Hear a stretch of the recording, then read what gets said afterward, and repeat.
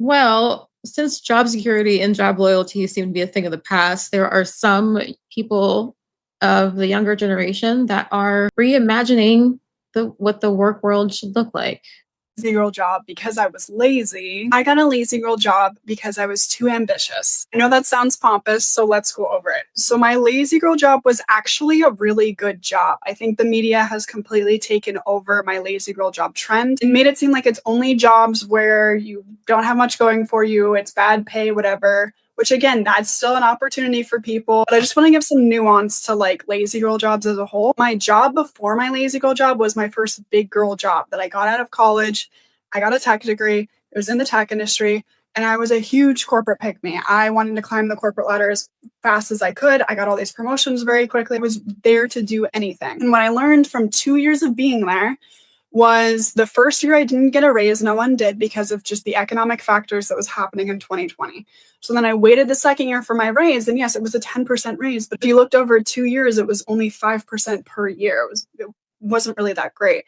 And the amount of time and responsibilities and things like that that I was taking on, I wasn't getting the reward quick enough in my head. So I was super, super impatient. I felt like in order to succeed in corporate America, it's a lot of games, it's a lot of earning your stripes for a very long time until you get rewarded. I want to create something so big that I don't have to remind anyone of my value anymore. I just want it to be an indisputable fact that I'm worth something and I want opportunities to come to me. I don't want to sit here and have to remind people for 15 years what I'm doing, do all this grunt work and be like, and that's why I'm important now. I just wanted it now. Now, at this point, I was like 23, 24 years old. So I got a lazy girl job so I can make room for what I do today, which is obviously this account and all of the thought leadership that I do and the writing that I do and the business behind it. At this point, it was only taking me about like 10 hours to do a week. It was like, again, an easier job for me. It was still a good job. And then after the 10 hours that, I would do at my job, I would work on this. I didn't have enough money yet and enough momentum to do it full time yet. I knew I wanted to do this full time. I knew going into my lazy girl job, I was only going to be there like 2 years max. So the lazy girl job gave me my time back and it didn't use as much as my brain. So I was able to pour that into this for a living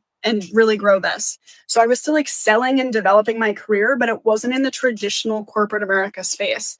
And everything that I do today, like talking to journalists all day, and running my own content strategy, writing the book, hiring people for certain things. Like I couldn't do that at that age in corporate America. There's no job that fits all of these things. I could probably do some of it, but I would get quiet hired into these different things. I would be put into a box and I wouldn't actually get paid the amount that I get paid doing it on my own. So that's why I had my lazy girl job, was to just create the runway to be able to do this full time. You can have a lazy girl job for whatever reason you want. Just make sure you have a game plan with it. Because if you're not going to play the corporate game, you better have a game plan behind it. And it better be for something. I think a lot of people work and they don't know why. They don't know what they're doing and they don't know why they're working, what their real goal is. But we have these like practice little like, I'm doing this for this, that we say to our boss once a year at our annual review. But it's like, where do you specifically want to take these things? Where do you want to go with it? And so I've never done something in my career without a strategy or an intention behind it for myself, purely. And that's where this new wave of Gen Z and Gen A is coming in. We're getting very good at that. And we're going, okay, well, how does this work for me? And corporations don't know how to handle it. They don't. And because they can't move as fast.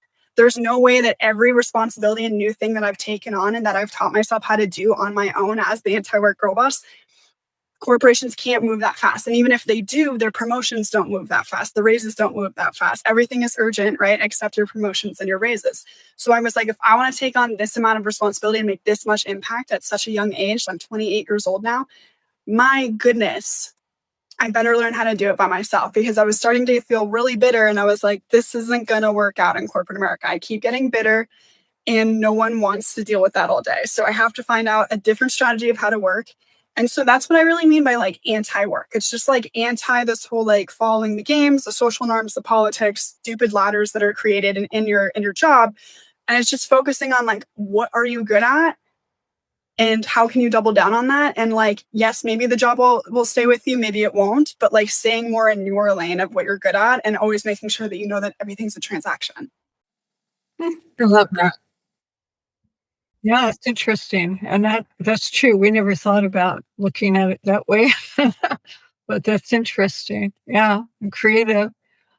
And I get it because you learn about yourself and what you feel your strengths are, and it's a brave thing to do from my point of view. But if you got the talent, have that job behind you, which you say the lazy girl job, and take your talents that you have, and then you're basically setting up your own business or a consultation.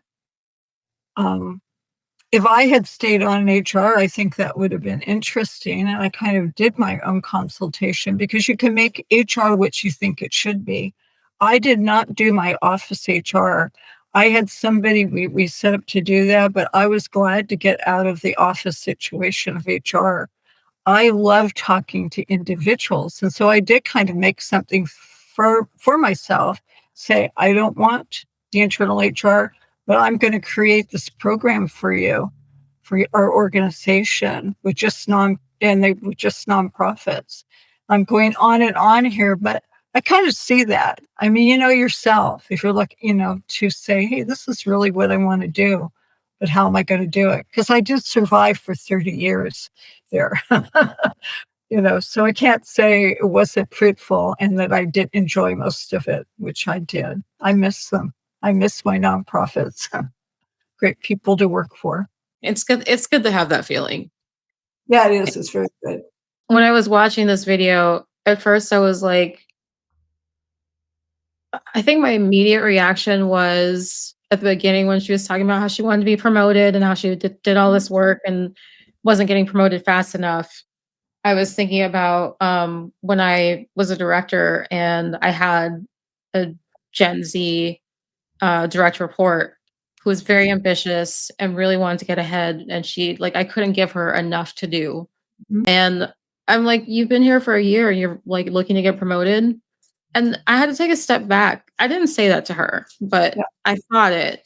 And I had to take a step back and think about whether or not what she was asking for was actually legitimate or if I was conditioned with what I had learned in corporate America to tell her like she needs to like hold her horses and like, pay her dues and all of that.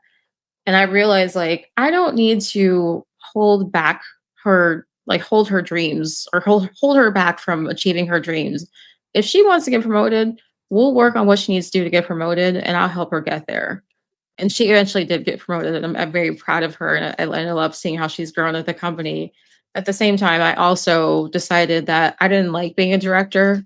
So I went back to being an individual contributor because I'm like, I don't need all that stress. I don't need Oh, it's hard to be a director. Yes, yes, and have it is people. hard. And I'm like, I don't need it's more admin work than it is like the kind of work that I wanted to do that was more like hands-on.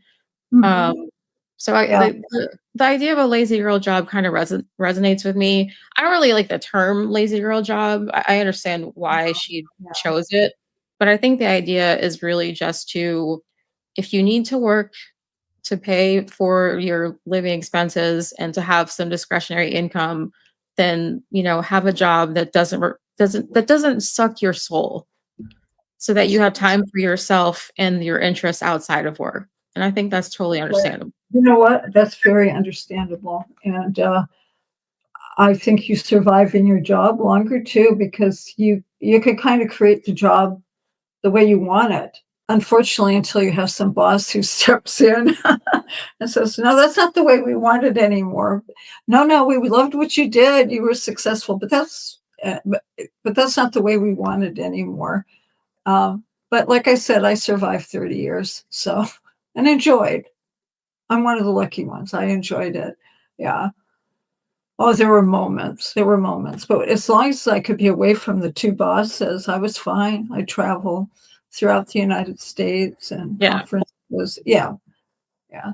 So, anyway. Well, there's one more video I want to play to close this out. Stop caring about your job. Show up and don't slack off, but try to separate your identity and emotions from work as much as possible.